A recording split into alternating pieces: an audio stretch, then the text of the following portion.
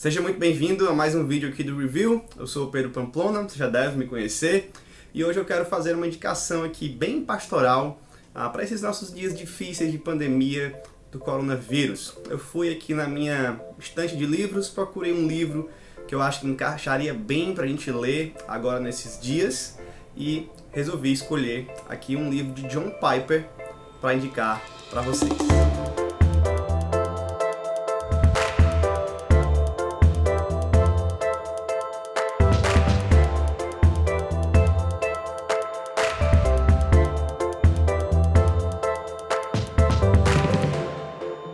Se você anda aí pelas redes sociais nesses dias, você deve ter visto notícias sobre uma possível contaminação de John Piper com a Covid-19, internação e notícias que se espalharam de formas não verdadeiras sobre ele. O que importa é que ele está bem, logicamente ele é um grupo de risco e merece as nossas orações, né? Mas isso me lembrou de que o Piper tem escrito muito sobre sofrimento, tem escrito muito sobre aquilo que ele tem passado, que Deus tem ensinado na vida dele. Ele é um grande exemplo sobre isso, ele já lutou contra o câncer, já escreveu sobre isso, né? E me lembrei também de como o Piper tem trabalhado a graça de Deus nas nossas vidas de maneira muito prática, muito pastoral, o conceito dele da graça futura de Deus, que nos serve aqui como ajuda para a vida cristã, para lidar com vários pecados, com o pecado sexual, com orgulho, com outros tipos de pecado, né?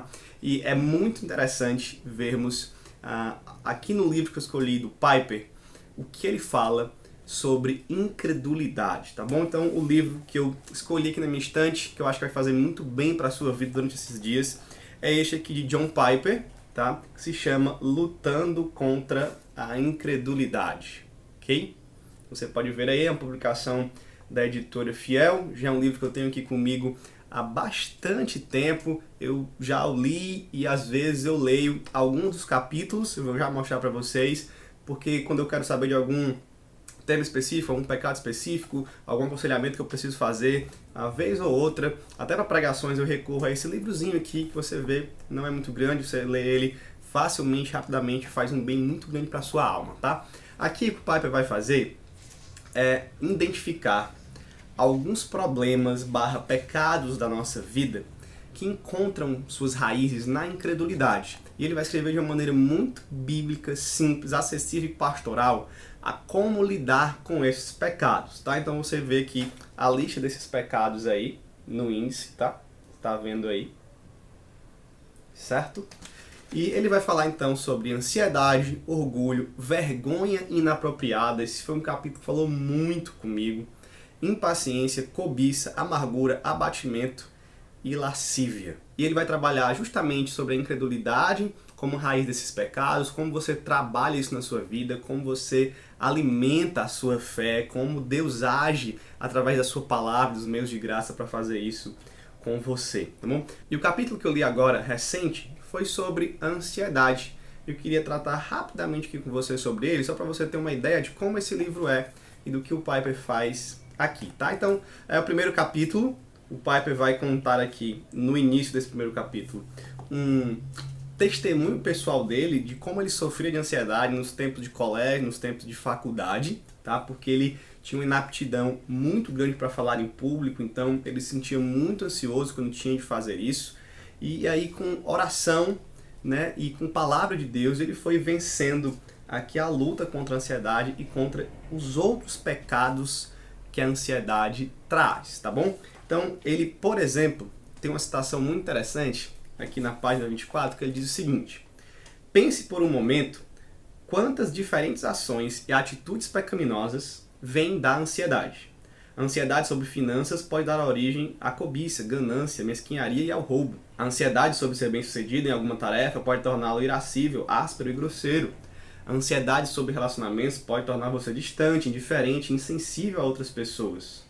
E aí ele continua aqui uma lista de pecados que advém da ansiedade. Então esse é um problema que é tratado como um pecado na Bíblia, tá bom? E nós temos também ele trazendo outros pecados para nós. E eu queria dizer para você que eu sei que a ansiedade, e defendo que a ansiedade como outros transtornos mentais e problemas da nossa mente, devem ser tratados de uma maneira holística, usando os campos que nós temos disponíveis e, logicamente, as abordagens que nós queremos estar, pelo menos ali, em algum tipo de harmonia com a Bíblia e não serem contrários a ela. Mas eu creio que a Bíblia traz um tratamento muito positivo e muito bom sobre isso, que pode resolver vários dos nossos problemas de ansiedade, inclusive nos curar disso, né? E eu creio que Deus pode fazer isso sim, tá bom? Mesmo defendendo um tratamento aí mais integral. Isso não diminui a Deus de forma nenhuma. Então é por isso que nós estamos falando de pecado, porque até certo ponto a ansiedade aí, ela é normal,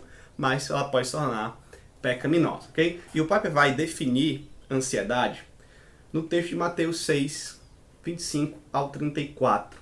E ali no verso 27, o texto diz assim: qual de vós, por ansioso que esteja, pode acrescentar um côvado ao curso da sua vida? No verso 31 ele vai complementar: não vos inquieteis dizendo, que comeremos? No verso 34, não vos inquieteis com o dia de amanhã. E aqui está o ponto central desse problema da ansiedade, que nada acrescenta e que nada pode fazer pelo dia de amanhã. E a definição do Piper aqui é que Jesus está definindo a ansiedade e a raiz da ansiedade nessa fé inadequada na graça futura de Deus. A ansiedade, ela tem essa relação com o futuro, né? Com a incerteza sobre o futuro, com a inquietação da alma e da mente sobre o futuro, né? Que nós não temos como certo, nós nos preocupamos, nós nos inquietamos sobre, por exemplo, o que vamos comer amanhã, ou o que vai ser do dia de amanhã.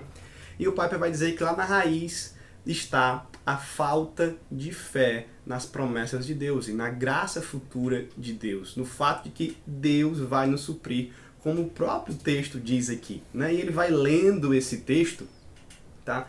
Como dividindo em promessas para a nossa luta contra a ansiedade. Leia esse texto. Se você está aqui ansioso, se você está aqui vendo esse vídeo, assim que eu acabar, vá até Mateus 6 e leia. Tá? E medite nesse texto. O Piper vai colocar aqui que as duas grandes armas nessa luta contra a ansiedade, nessa construção de uma fé, né, mais sólida, né, lutando contra a incredulidade, é a meditação nas promessas da graça futura de Deus, meditação nas Escrituras e a oração pedindo auxílio do Espírito Santo para que isso seja realmente verdade nas nossas vidas, né, para que a gente tenha essa compreensão. Então, leia esse texto de Mateus 6, 25 a 34, medite nele, pare para pensar no que ele significa, pare para pensar nas situações da sua vida que precisam desse texto, onde você pode aplicá-lo na sua vida, o que ele fala sobre os seus pecados, o que ele fala sobre Deus, o que ele fala sobre o que você tem que fazer e crer agora, tá bom? É uma ótima recomendação aqui do próprio Piper sobre incredulidade, sobre ansiedade. Eu queria propor o seguinte: talvez você tenha dificuldade de encontrar esse livro, de comprar esse livro. Se é o seu caso, tá? Peça para alguém que tem, bater uma foto desse capítulo de ansiedade. São poucas páginas, você pode ler, você pode aí ver se você consegue encontrar na internet para alguém entregar na sua casa, tá? Mas leia este livro, se você tem ele aí, releia, tá? E encontre aí um consolo, uma exortação, um encorajamento, um tratamento para esses pecados, principalmente para da ansiedade, tá bom? Faça o seguinte: pare de ver tantas notícias, leia a palavra, leia esse texto, leia os outros textos que a Bíblia fala sobre ansiedade também, tá? E medite neles, gaste mais tempo nisso. Aqui fica a minha recomendação de livro e também de prática aí para a sua vida cristã. Esse é o vídeo de hoje. Espero que você esteja assistindo os vídeos aqui nesse canal, espero que você esteja aí cuidando da sua saúde, cuidando da sua saúde mental, cuidando principalmente da sua fé, que vai impactar todo o resto da sua vida. Tá bom? Espero te ver no próximo vídeo e que Deus te abençoe e te guarde nesses tempos que nós estamos vivendo. Valeu!